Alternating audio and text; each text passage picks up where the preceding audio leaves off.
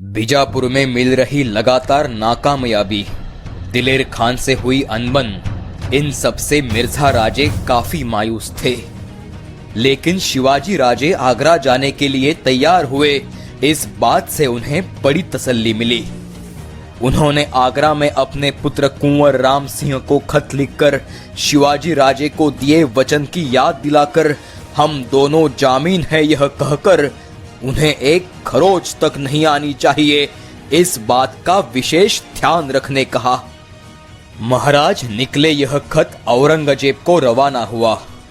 महाराज की पूरी व्यवस्था मोगल सरदार संभाल रहे थे।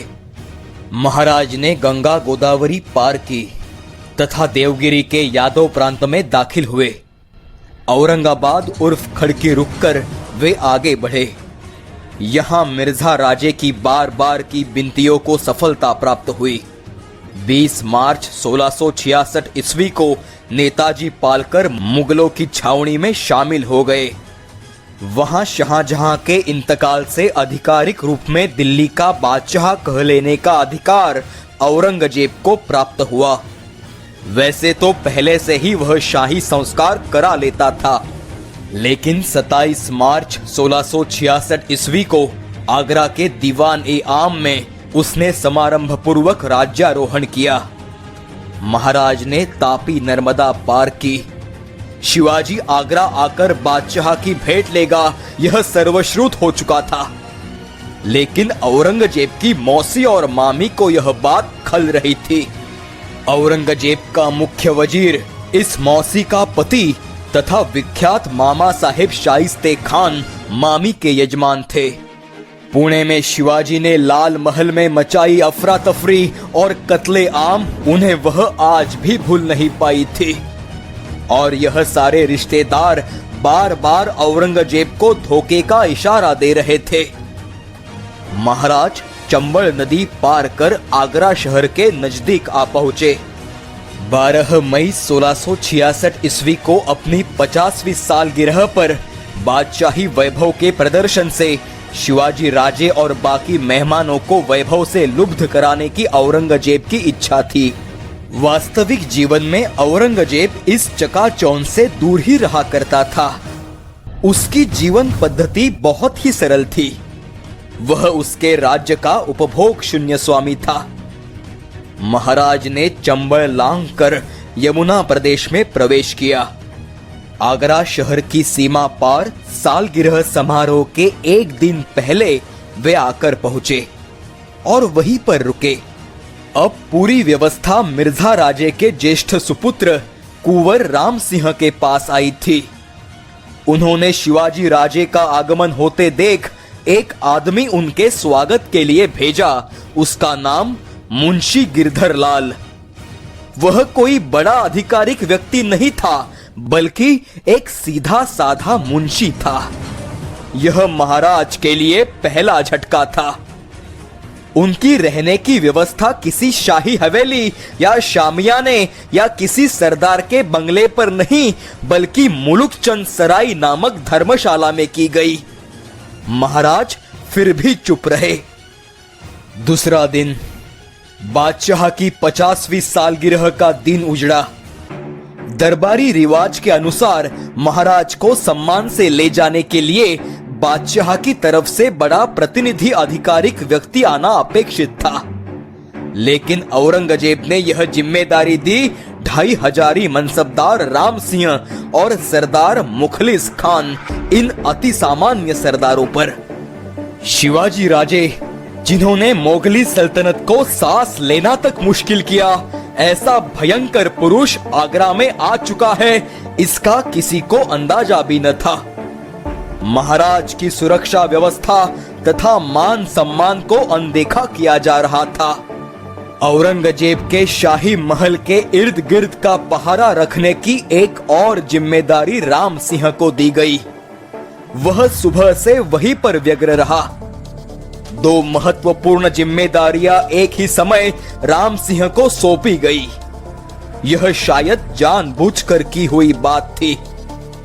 महाराज के आत्मसम्मान को ठेस पहुंचाने का प्रयास था। व्यग्र होने के कारण राम सिंह ने फिर मुंशी गिरधर लाल को भेजकर शिवाजी राजे को आगरा शहर लाने के लिए रवाना किया। महाराज को सब स्पष्ट दिख रहा था, लेकिन अपने उद्दिष्ट को ध्यान में रखकर उन्होंने यह अपमान के घूंट पी लिए और वह आगरा के लिए रवाना हुए। दरबार सुबह 10 बजे लगने वाला था। अपना खास काम खत्म कर मुखलिस खान के साथ राम सिंह महाराज के पास जाने के लिए निकला। अब दरबार शुरू भी हो चुका था। अब किसी भी हालत में समय पर महाराज का दरबार में पहुंचना संभव न था। इतने में मुंशी और राम सिंह ने अलग अलग रास्ता पकड़ने से उनके मिलन में देरी हुई और इसी बीच सालगिरह की आधी रस्म भी खत्म हुई। वहां बड़े बड़े सरदार, शहजादे, इमाम, शहर के बड़े नागरिक, इनसे दीवाने आम और उसके सामने शामियाना खिल उठा था और इधर महाराज के स्वागत का मजाक बनाया जा रहा था। आखिर बाजार नजीक नूरगंज बगीचे के पास 10 बजे राम सिंह और महाराज की भेंट हुई। मिर्जा राजे ने साथ दिया तेजसिंह कछवा अब भी महाराज के साथ था। उन्होंने राम सिंह से परिचय करवाया। राम सिंह ने आलिंगन देकर महाराज का स्वागत किया। राम सिंह के हवेली नजीक महाराज के रहने की व्यवस्था की गई। दरबार समाप्त होने आया था। तुरंत महाराज संभाजी राजे को लेकर राम सिंह और मुखलिस खान के साथ आगरा के किले में जाने निकले। सभी ने किले में प्रवेश किया, पर दीवानी आम में भरा दरबार खत्म होकर औरंगजेब दीवानी खास में आकर बैठ गया था। अपेक्षा यह थी कि शिवाजी इस दरबार में तो आ ही जाएगा, लेकिन वह दरबार भी खत्म हुआ। शिवाजी राजे यहां भी पहुंच ना पाए। उसके बाद घुसल खाने में दरबार भरा। यह दरबार भी दीवाने खास की तरह खास एवं वरिष्ठ सरदारों के लिए था। पहले 2 दरबार खत्म हुए समझ राम सिंह और मुखलिस खान शिवाजी महाराज और शंभू राजे को लेकर घुसल खाने की तरफ चल पड़े। यह वर्दी औरंगजेब को अंदर मिलते ही उन्हें अंदर लाने बख्शी असद खान को हुक्म फरमाया गया। बख्शी असद खान ने महाराज को दरबार चलने की विनती की। घुसल खाने के दरबार में औरंगजेब विराजमान था। बाकी सभी लोग अपनी जगह पर खड़े थे। औरंगजेब का व्यक्तित्व निखर उठा था। गौर वर्ण, चिते जैसी तेज आंखें, भव्य माथा, सरल नाक, चौड़ी छाती और कभी किसी को अंदाजा न आए ऐसा चेहरा। सिर पर रत्न खचित सिरपेच, जेगा और सिरपट्टी वाला मोगली किमांश उसने पहन रखा था। उसने पहन रखा अंगरखा बहुत ही मूल्यवान तथा शरीर हीरे मोतियों से जड़ा था। उसी के बाजू में आदत से वजीर जाफर खान खड़ा था। महाराज ने दरबार में प्रवेश किया।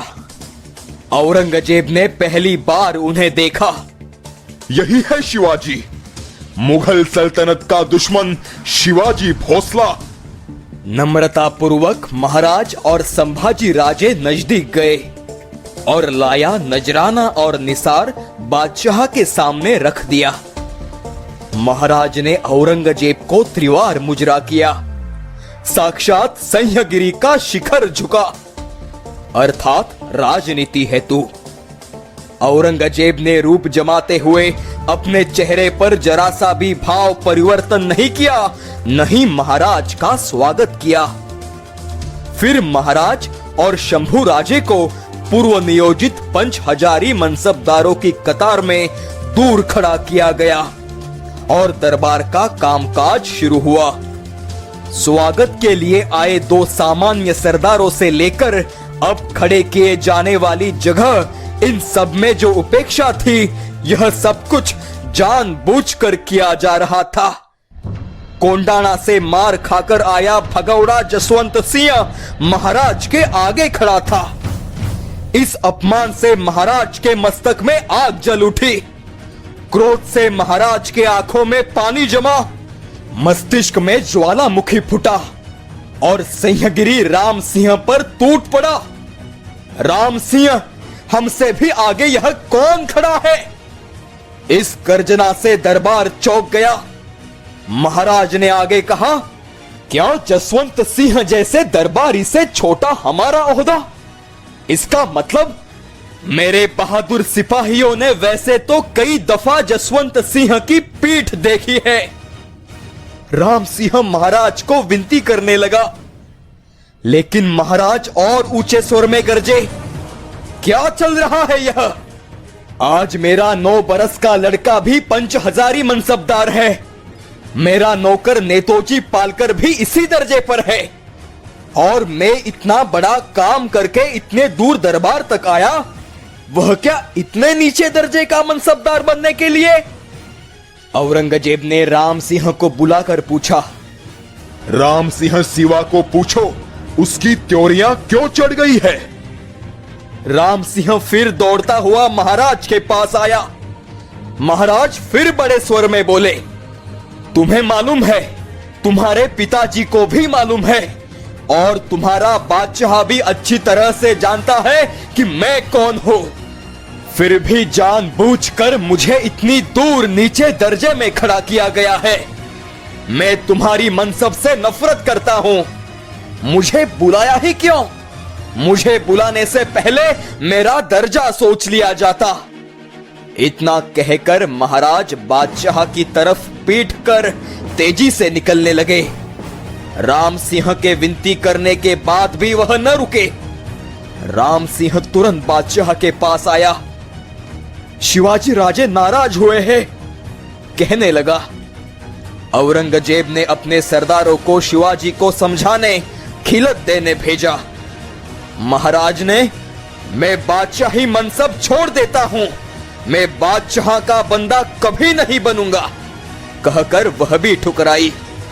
यह सुनकर बादशाह ने अपना गुस्सा छुपाए संयम दिखाते राम सिंह को शिवाजी को अपने घर लेकर जाने और समझाने का काम सौंप दिया। कुल मिलाकर शिवाजी महाराज को मनाने हेतु औरंगजेब ने काफी प्रयास किया। बस यही थी औरंगजेब और महाराज की पहली और आखिरी मुलाकात।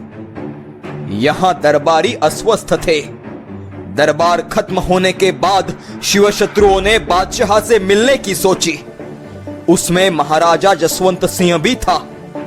राम सिंह के घर से महाराज अपने निवास स्थान पर गए। हमने आगरा आकर बड़ी गलती की। अपना अंदाजा गलत हुआ, यह बात महाराज समझ रहे थे। अब चिंता थी यहां से सही सलामत सिंहगिरी में पहुंचने की।